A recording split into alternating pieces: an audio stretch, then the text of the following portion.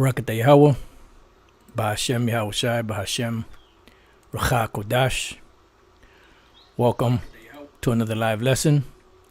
The name of this one is Temptation, Nothing New, and Them Damn Amalekites. And pretty much this comes from a scripture I was reading earlier. I was meditating on it and I ended up reading it. And I was going to do the second half of it, but the Spirit jumped on me to pretty much go through the whole chapter. It's a short chapter. And it says a whole lot, and Lord's will, the lesson will be edifying and comforting, to those of you out there, you sincere Israelites, brothers and sisters, no matter how many few they may be of the sisters that are sincere and that are trying the best that you can, with, for lack of better words, the hand that you've been dealt, So the scripture I'm speaking about is here in the book of Exodus, the 17th chapter. Water in the rock. It's only 16 verses long, but it says a whole lot. And it's pretty much being broken up into two type of lessons. So let's see how far we can get, in it.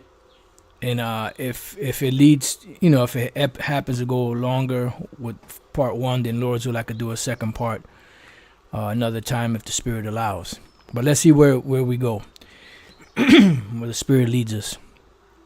Exodus 17:1. And all the congregation of the children of Israel journeyed from the wilderness of Sin.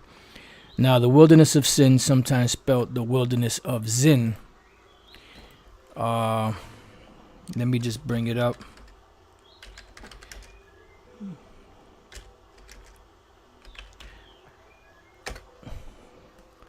Let's see what comes up.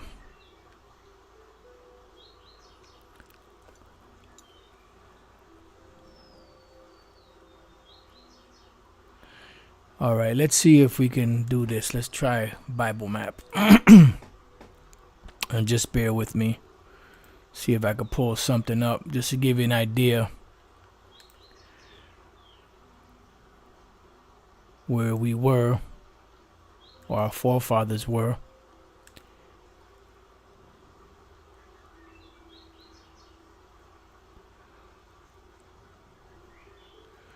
All right, this one's not bringing it out. Just bear with me.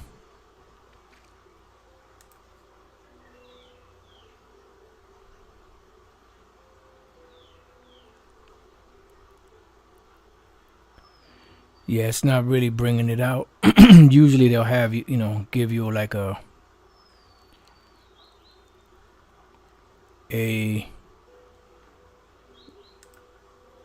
somewhat around the area where it is, but it's between, the Gulf of Suez and the Gulf of Aqaba, going up a little further north. This particular map that I'm looking at has it closer to the land of Edom, that area, which makes sense because that's we did end up passing through the land of Edom to the land of Moab, Ammon, on the outskirts of it, because they wouldn't let us come into their land. But for some reason it's not giving me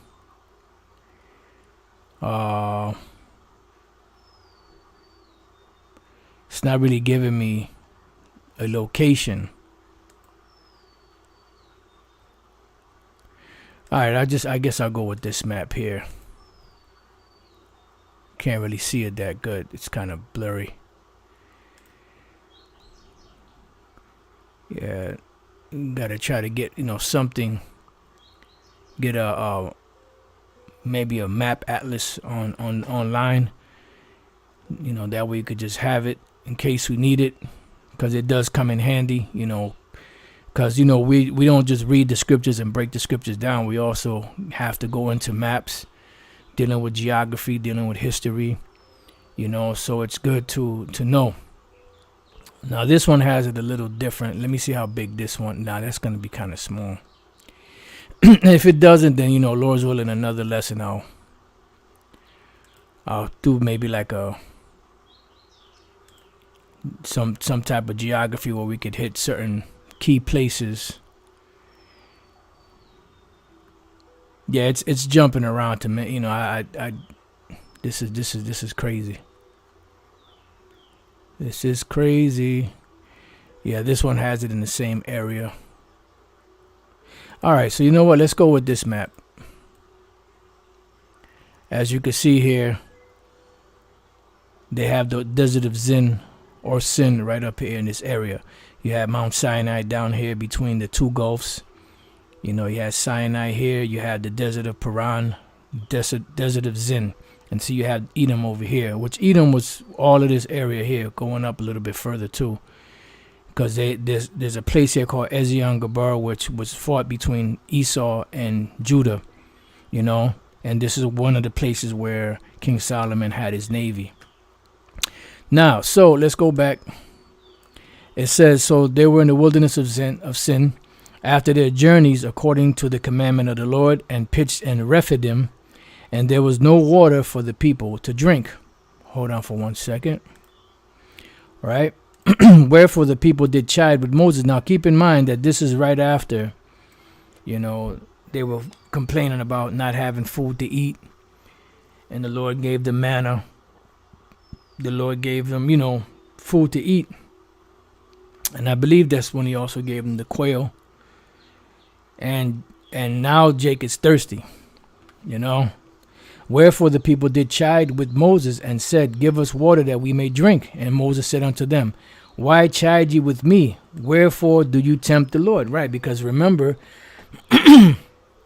what the Lord did to Miriam and to Aaron for coming against Moses. And Moses was the head. And you had Dathan, Corey, Abiram. You had Aaron and Miriam that came against Moses, So he told him, you better chill. You better chill the hell out. It says, and the people thirsted there for water, and the people murmured against Moses and said, wherefore is it that thou hast brought us up out of Egypt to kill us and our children and our cattle with thirst?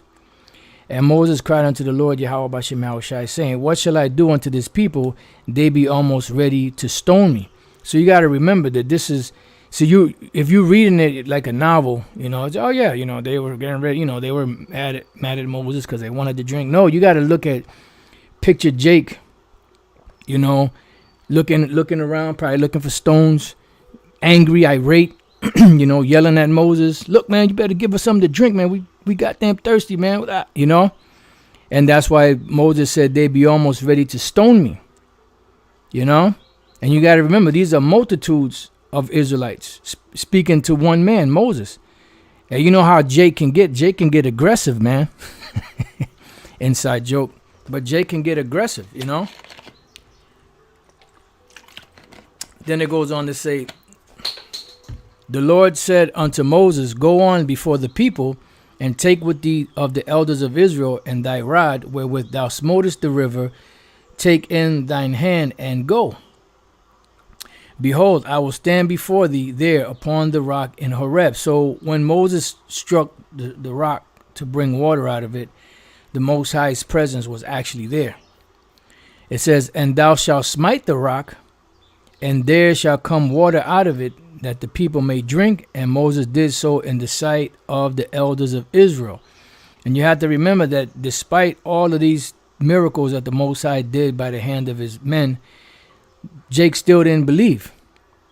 So you got to remember, now the scriptures say, now we haven't seen anything, and we are commanded to believe, because without faith it is impossible to please the Most High. But just imagine our people seeing these great miracles, all of the plagues in Egypt, the great deliverance, the parting of the Red Sea, the destruction of the Egyptian army, including the Pharaoh, the chariot that turned to a pillar of fire by night, which were the lights, and to a cloud by day that led us in the wilderness. Imagine all of that. The Lord caused food for them to come down from heaven. That's why it's called angels' food, so on and so forth. And they still didn't believe. right? It says, and he called the name of the place Massah, and this is what led to the first part of the lesson, and Meribah, because of the chiding of the children of Israel, and because they tempted the Lord, saying, is the Lord among us or not? See, because that's why Yahushua said, this is a wicked and an adulterous generation. They seek after a sign. You know, with Jake is always like, what the Lord do? You know, when he gonna help us out? You know.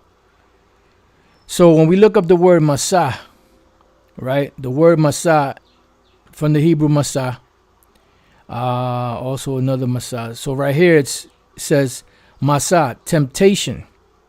And this is pretty much what led to the first part of the lesson, because they tempted the Lord. You know, it says the place in the wilderness where the Israelites tested the Most High, Yahweh. They say Jehovah here, but it's Yahweh.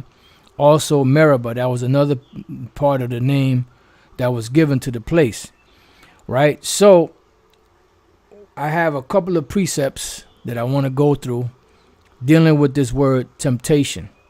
Now, before we go there, we look at the word temptation. It says the desire to do something, especially something wrong or unwise. A thing or course of action that attracts or tempts someone. The tempting of Yahushua by the devil.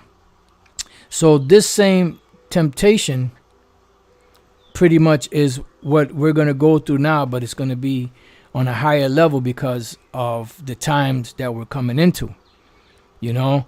So the Lord said that the reason why he brought Jake through the wilderness to do all of these things was to prove them, to try them, you know, to see how they would fare. And they failed because the spirit that was in them was not set up to follow the Lord, to believe in the Lord at that time.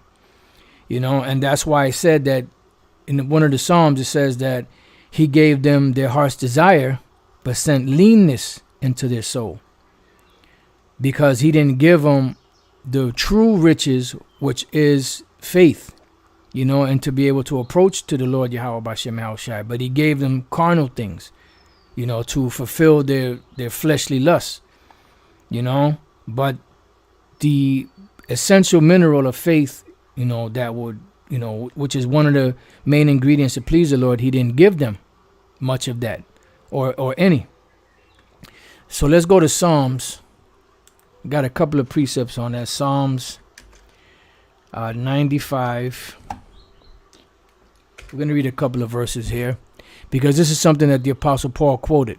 Psalms 95 and 6. Oh, come, let us worship and bow down. Let us kneel before the Lord Yahweh Bashem Yahushai, our Maker. Meaning what? Let us humble ourselves unto the mighty power of the Lord. For he is our power, and we are the people of his pasture, and the sheep of his hand. Right, the lost sheep of the house of Israel. Today, if you will hear his voice, and this is why Yahushua always kept saying that, if you have ear, he that hath ear to hear, let him hear. You know, because you have to have the spiritual sight, the spiritual ears, you know, to hear this word in order to approach to Yahweh Bashem Yahushai. Yahushua said, my sheep hear my voice and they follow me. It says, harden not your heart as in the what? Provocation. What does it mean to provoke someone? It means to egg them on, to agitate them. Let's look it up. Provoke. Definition.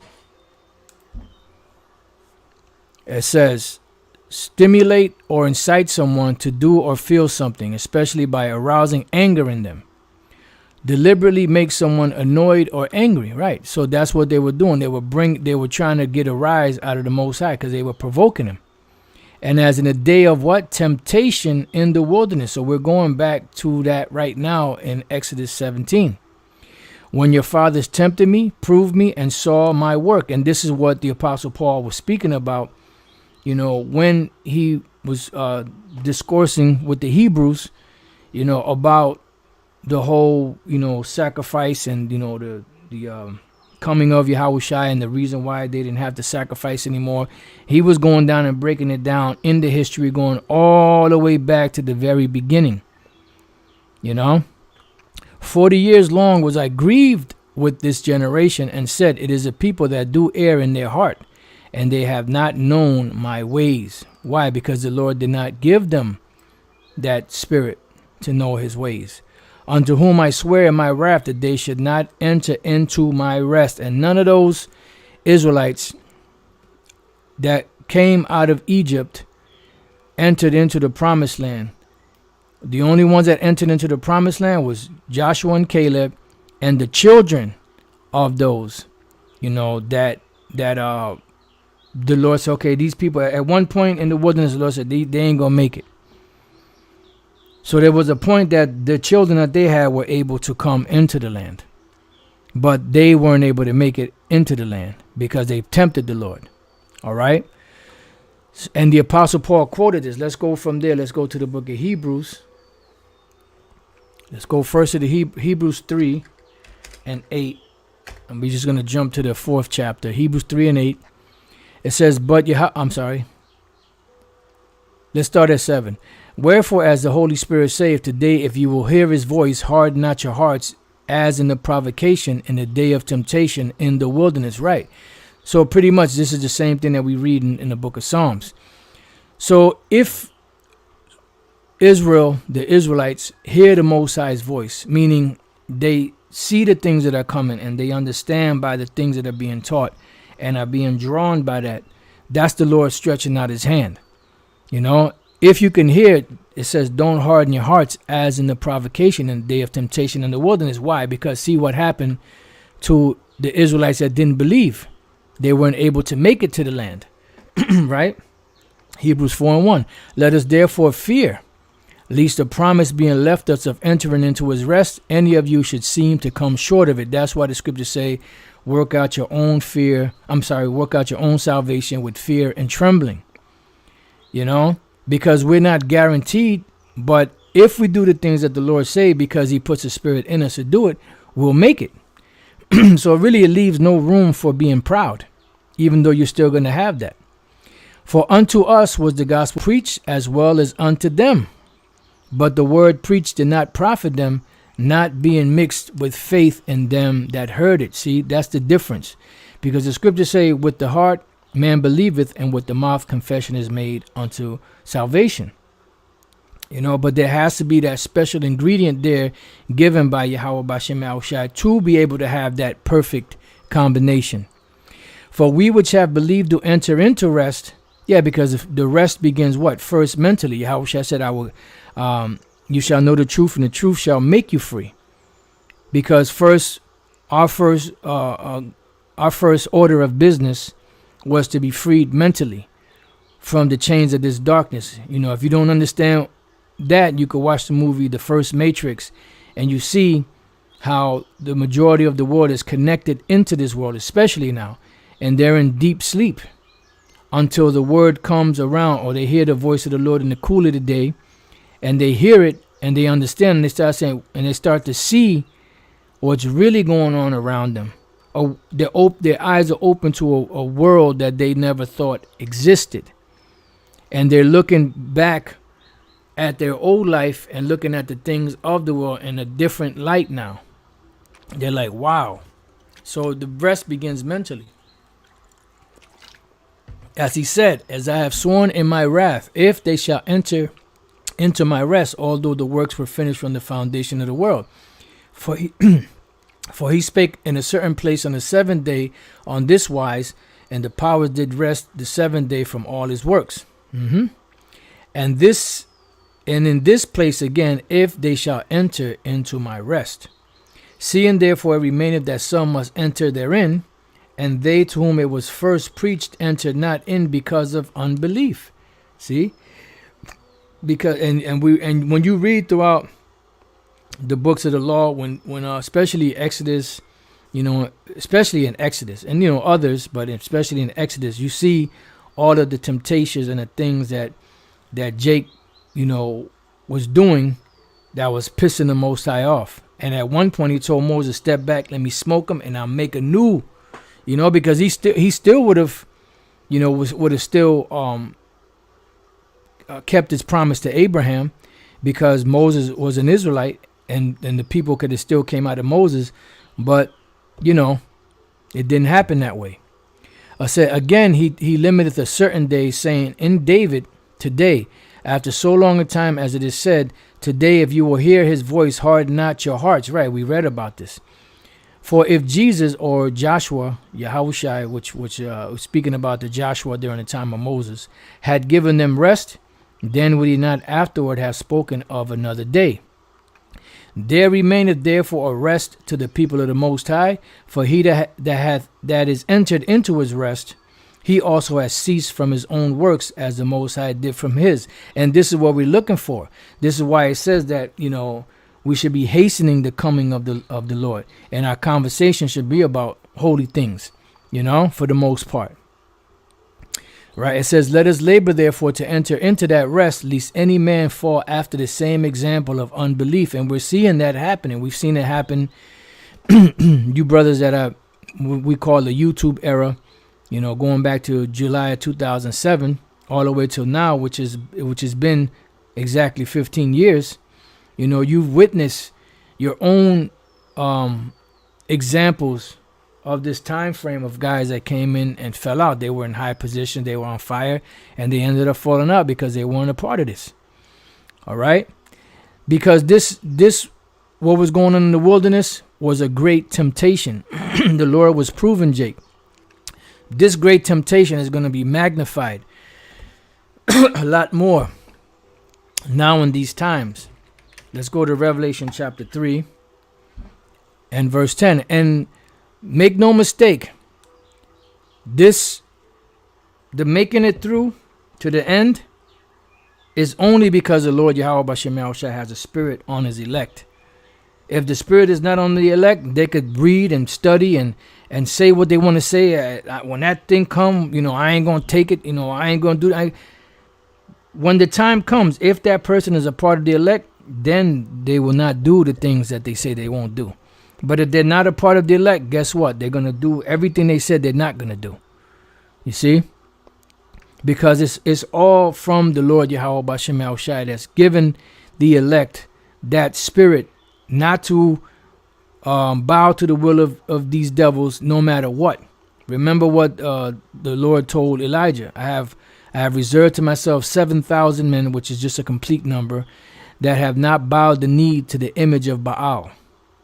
And that stands for a testimony of the prophets and how they will not bend to the will of Esau and to the MOTB, or the image of the beast in these times. All right. So Revelation 3:10 says, because thou hast kept the word of my patience. See, and this is the thing. Keeping the word of the Lord's patience, that is what? That is like the trial going through the wilderness. You see? Where there was nothingness there. And the Lord still provided for Jake until he brought him to the promised land. We right now are spiritually going through the wilderness. Going through the temptations. And the keeping of this word is that patience, like the Lord, like Yahushua told Thomas. He said, "You believe because you see. Blessed is he that have not seen and yet believeth." But why does he believe and have not seen? Because it is a gift of Yahweh Bashem Yahushua, the gift of faith. Faith is a gift. Faith is not something you can buy a pound of or a quarter pound of, at your local pharmacy or at your local health food store. You can't, mail up a money order or cash app the Most High for him to send you a pound of faith. It's either you have it or you don't, because it was a gift given to the elect. So it says, I also will keep thee from the hour of temptation, because things are going to get really hard. Now notice that Joshua and Caleb didn't tempt the Lord. Why? Because they had that thawah in them, the M to the A to the R to the K of the Most High. When you go back to the Old Testament in Ezekiel, the 9th chapter, which goes back to the Hebrew word thawah, which means, to be exempt from judgment. All right. They had it in them. That's why they didn't tempt the Lord. And that's why they were the ones that made it out of all of those people that came out of Egypt, out of the adults that came out of Egypt. They made it into the promised land. You see? It says, which shall come upon all the world, because this hour of temptation, which is going to be what? The ultimate final analysis of that hour of temptation is going to be the MO to the TB, which is the charagma, the C hip. All right. And prior to that, there's going to be a lot of things happening to get to that point. Because right now, as what they're doing is, as Henry Kissinger quoted back in 1974, use food as a weapon or something along those lines. You control the food, you control the people. And that's going to lead to a great temptation because people are going to be locked out and starving. And when people are starving, in most cases, everything else goes out the window because it's all about survival. Survival instinct kicks in and everything else goes out the window. When you watch the movie the Bounty, I think it was called The Bounty, with Mel Gibson and the guy that played Hannibal. I can't think of his name right now. Anthony Hopkins. There was a scene in the movie. They got kicked off the ship because there was a mutiny, mutiny on the Bounty or something like that. And they were put on a ship, so they had to row. And they were starving. And then one guy said, he knew he was going to die. He said, when I die, you could take my flesh and eat it. And Anthony Hopkins says, oh, no, sir, we are dignified people or something along those lines. Because hunger is one of the ways that the Lord can prove a person. And that's a tough spot and position to be in. But the elect will make it through if the Lord puts that spirit of faith and of, no matter what, I ain't gonna budge. Inside joke on that part, but I'm serious in what I'm saying through the Spirit. All right. So it says, which shall come upon all the world, and the word world here is the word oikumene, which means the whole entire inhabited earth. It says to try them that dwell upon the earth. So again, the word whole entire planet, whole entire earth is mentioned twice in this video. Why? Because this is going to be a worldwide event. So it's going to be a great temptation. And the ultimate being that MO to the TB, which is a charagma. But the Lord said that those that had kept the word of his patience, enduring in the wilderness of, Babylon the Great, America, like our forefathers went through the wilderness back then, they're going to be protected because they were faithful to the Lord. That's why the Lord, now we starting to understand even more why in the parable Yahushua said, blessed is that servant whom his Lord so findeth doing. Doing what? Doing the work of the Lord. The scriptures say that they followed the Lamb whithersoever he went. So that's got to be a hell of a spirit that the Lord puts on an individual to be able to be that way. Have that type of integrity. That type of loyalty. That's beautiful, man. I pray the Lord give me that spirit, And if I have that spirit, I pray the Lord keep that spirit on me. Because that's a beautiful thing right there. Why do you think King David prayed and said, take not thy Holy Spirit away from me? So let's go from there to the Apocrypha real quick. Ecclesiasticus chapter 2, and we're just going to read the first verse.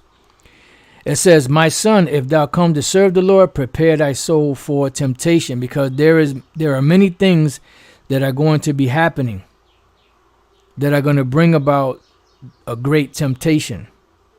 Especially when it comes down to them shutting out everyone from the grid and people not being able to eat. But the Lord said, my servant shall eat. How it's going to happen, we don't know exactly. But the Lord said it will happen. When we go back and we look at Elijah, what happened with Elijah? It said ravens brought him his food every day. And he drank of this particular brook, I believe it was, until all that brook was gone. Because I believe there was a famine or no rain for like 3.5 years. So that whole time the Lord took care of Elijah. Set thy heart aright and constantly endure, and make not haste in time of trouble. Right, because that's when we pray to Yahweh B'Shem Yahushai. But now the ones that take that MO to the TB, what's going to happen to them? Let's go to Revelation 14. That's why it says it's going to be the hour of temptation.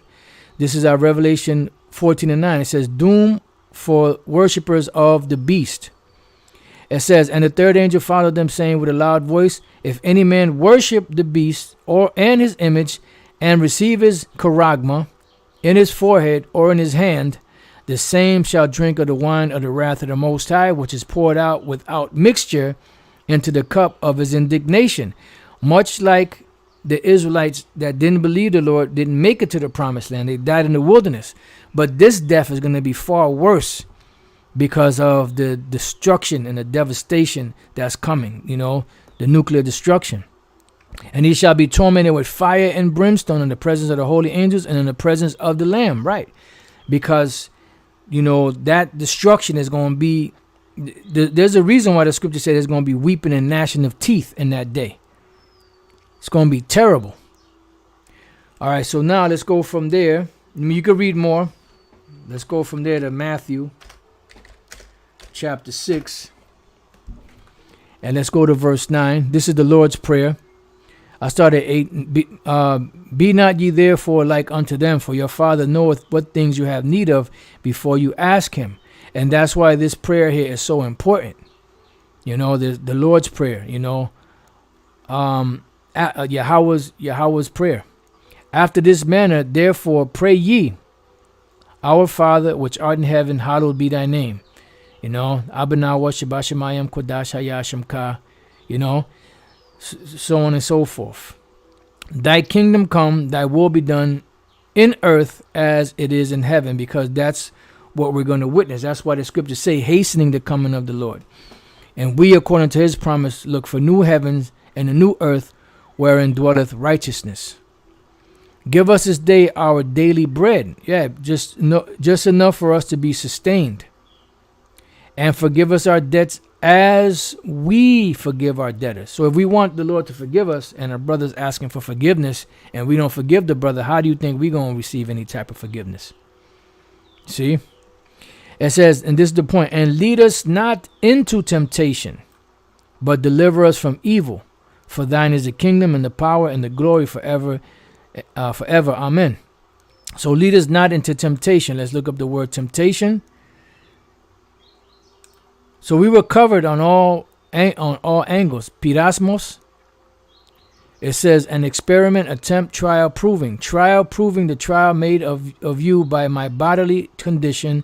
That was the Apostle Paul. A trial of a man's fidelity, integrity, virtue, constancy. And how is this to be accomplished? Because the Lord gave the gift of faith.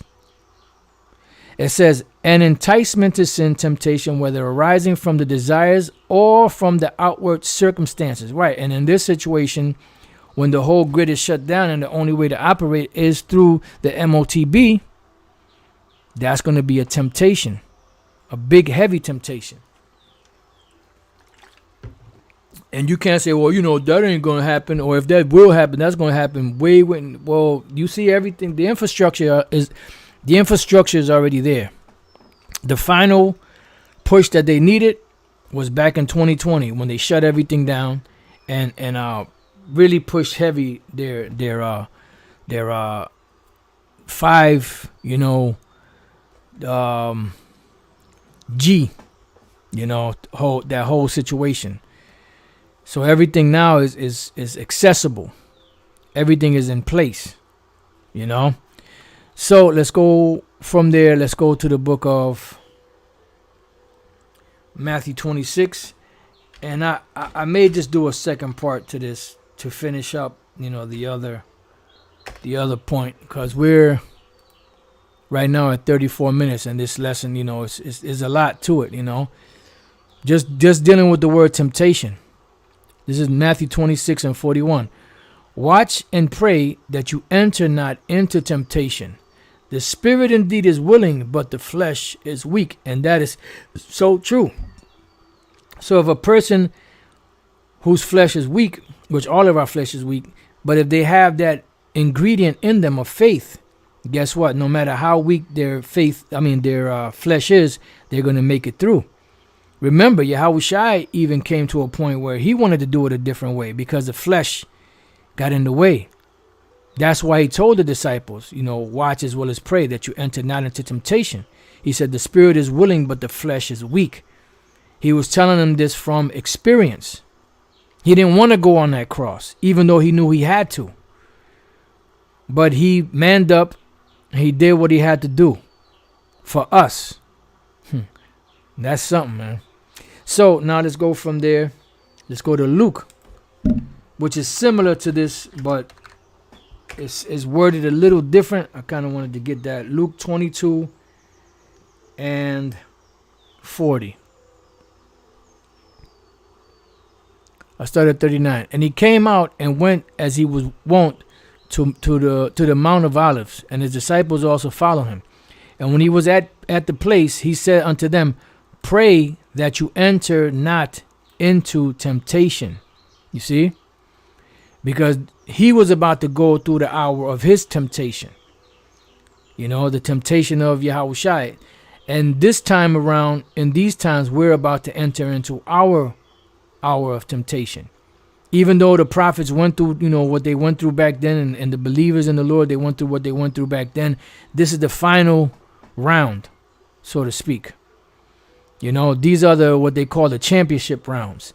These are the rounds that separate, the ones that have the will and the guts, from the ones that don't, And like I said, the ones that have the will to continue on and to stay to the end are given the gift of faith from Yahweh B'Shem Yahushai.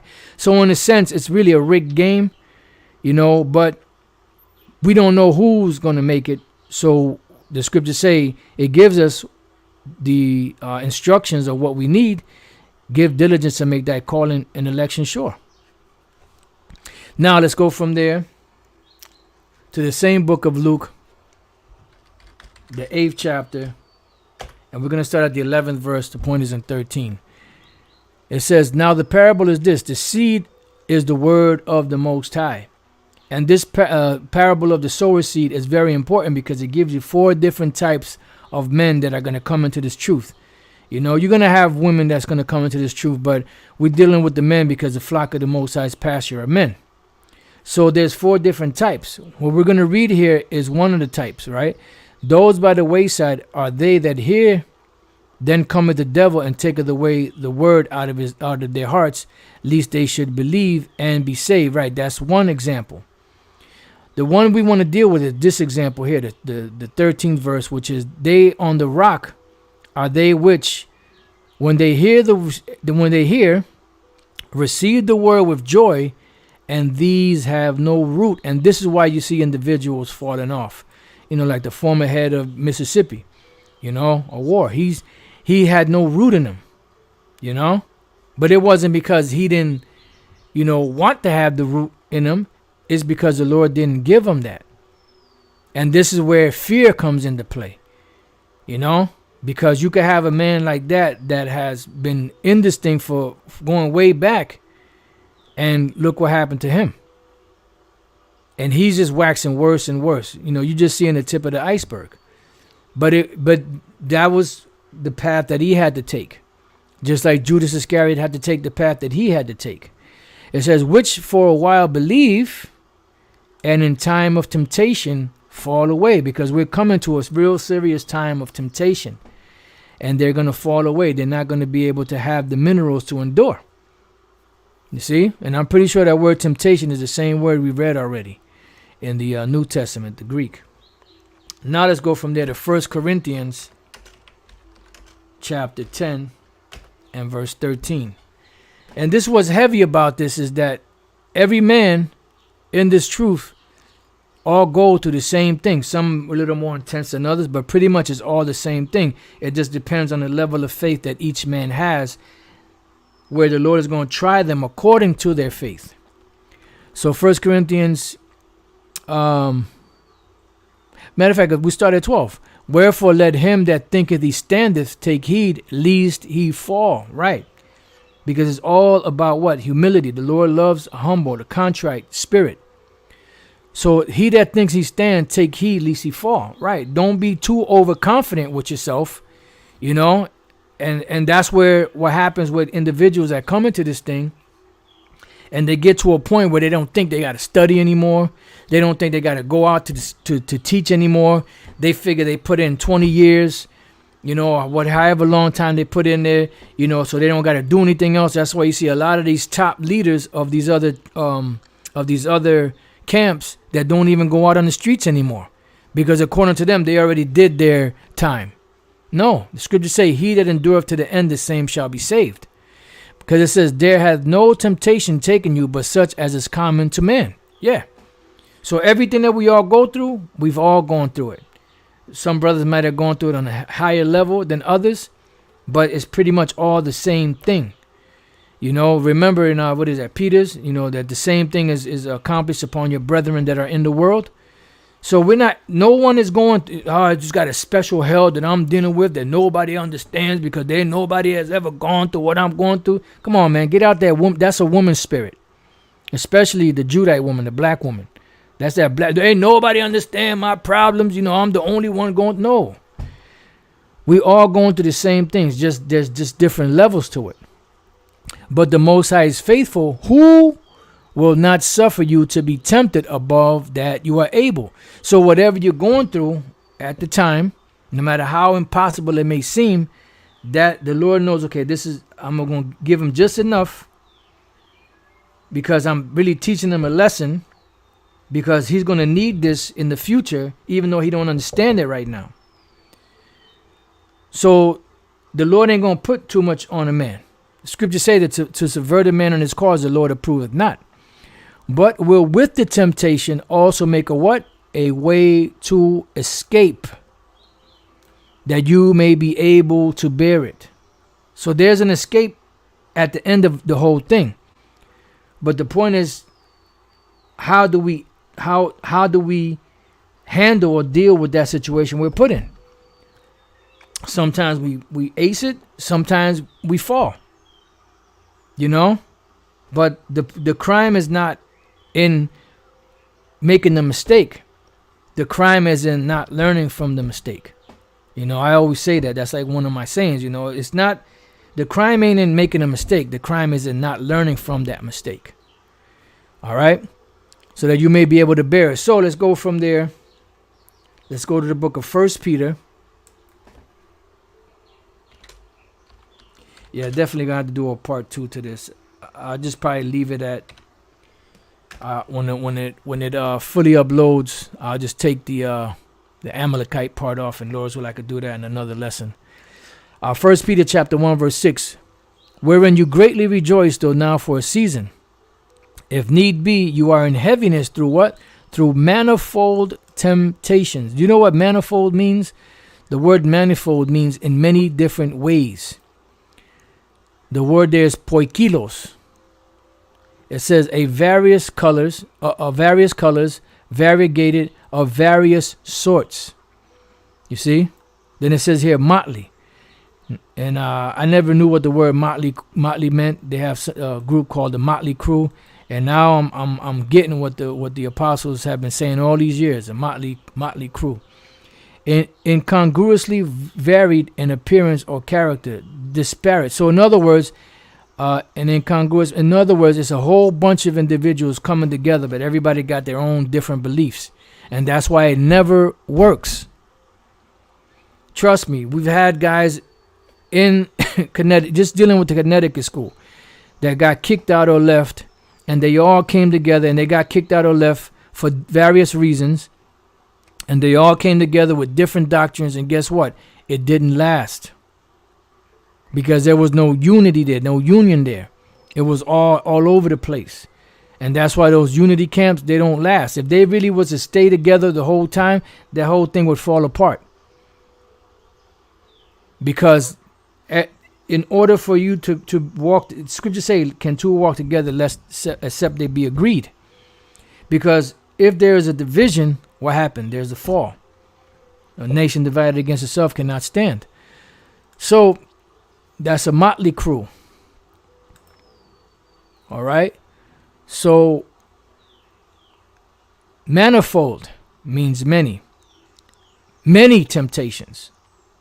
You see, and that's a part of the trials in this truth. Now let's go from there to James chapter 1. Let's read the second verse and we're going to jump down.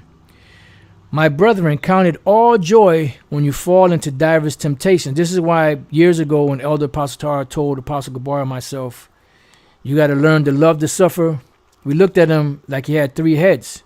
Like, what the hell do you mean by that? We didn't actually ask him, but we were like thrown aback. It's like, why would you say something like that?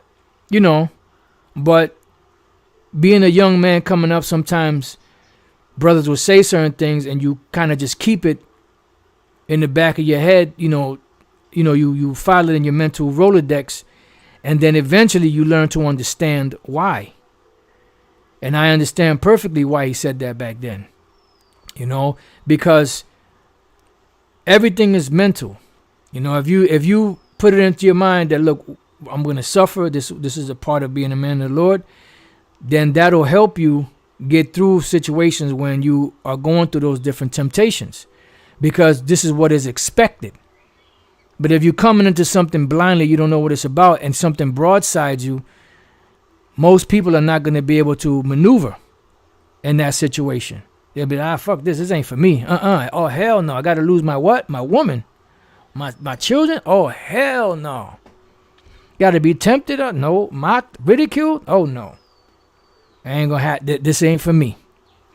You see? That's why the scriptures speak about counting the cost. And once again, all of that is put into the brother or sister based upon if they are part of the elect or not. Those ingredients are already there, even though you may not even know it yourself. So it says, let's jump down to the matter of fact, knowing this, that the trying of your faith worketh what? Patience. And what is patience? Patience is endurance, means to suffer. And that patience gives you, an ability to deal with things because you've been exercised by these things. Remember Hebrews 12, that the chastening don't feel good, but those that go through it afterwards, they see the benefit. I'm just merely paraphrasing it. So now let's jump down to the 12th verse. It says, blessed is the man that what? Endureth temptation. Why? For when he is tried, he shall receive the crown of life, which the Lord has promised to them that love him. That's why Hebrews 12 is so important, because it says, despise not thou the chastening of the Lord, for whom the Lord loveth, he chasteneth and rebuketh often. Why? Because he doesn't want that particular individual to fall into the temptations and the different things that these people in the world are falling to, because he has a love for them. Just like if you have a love for your children and they go off and they do something that's harmful to them, you'll be mad, you'll spank them, and then you'll explain to them that's not the way to go, because that's a very destructive way, that you're going down. And that's going to lead to either your death or whatever the case may be.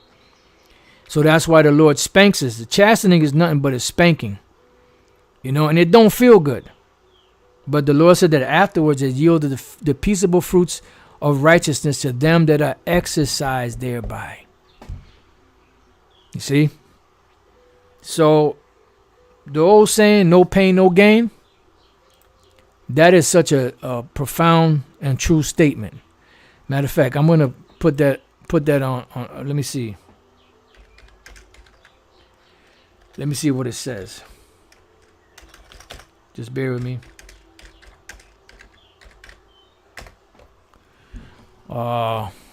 It gave me a actual song by Betty Wright. Here we go.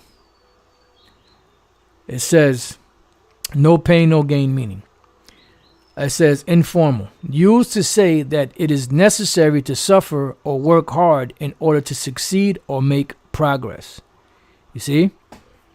And we, being brought up in this Western Hemisphere, when the Lord chastises us, we're thinking we have that, we had that conventional thinking of, if you love somebody, you ain't going to whoop their ass, you ain't going to beat them, you ain't going to mistreat them, or whatever the case may be, And we look at it when somebody yells at us, or gets on us, or when our parents would beat us, that they hated us.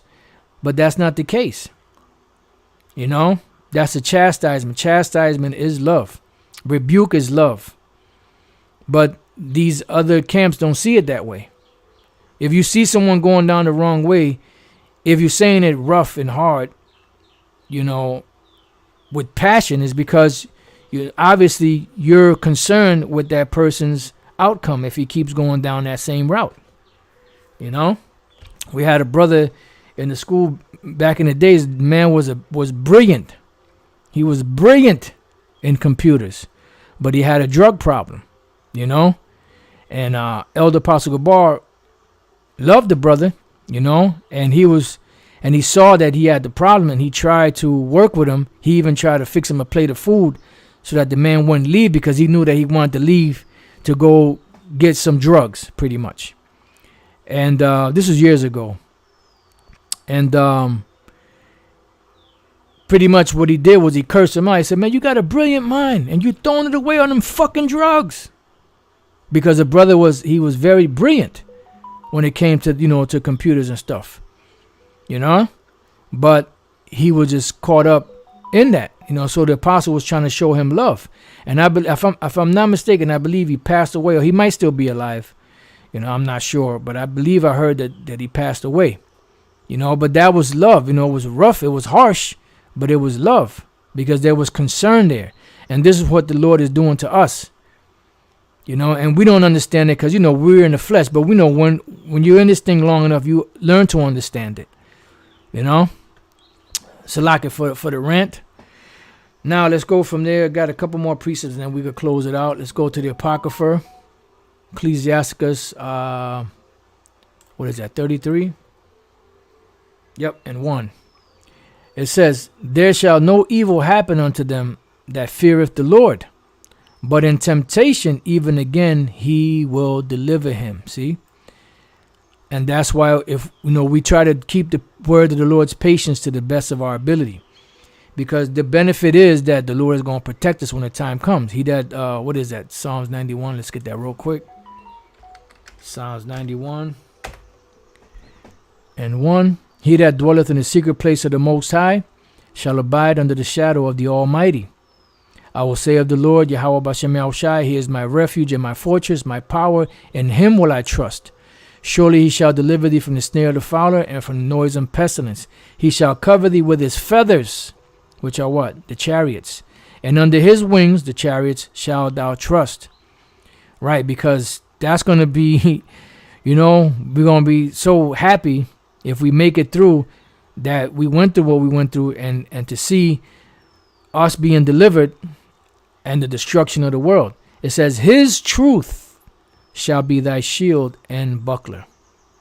That's why it says, put on the whole armor of the Lord. So this truth is the shield and the buckler. So now, let's go from there. Let's go to 2 Peter. Let's go to 2 Peter chapter 3 and verse 9. Oldie but goodie. The Lord is not slack concerning his promise, as some men count slackness, but is long suffering to usward, not willing that any should perish, but that all should come to repentance. That's a good one. Was that the one? No, it's 2 in the second chapter, but that's a good one though. That's a real good one. Is it 2 and 9? Yep. 2 Peter 2 and 9. The Lord knoweth how to deliver the godly out of temptations, plural, and to reserve the unjust unto the day of judgment to be punished. So the Lord knows how to deliver the righteous out, or the godly out of temptations. More than one. Remember we read manifold temptations in Peter? And now the last precept I have on this particular lesson is 1 Maccabees chapter 2.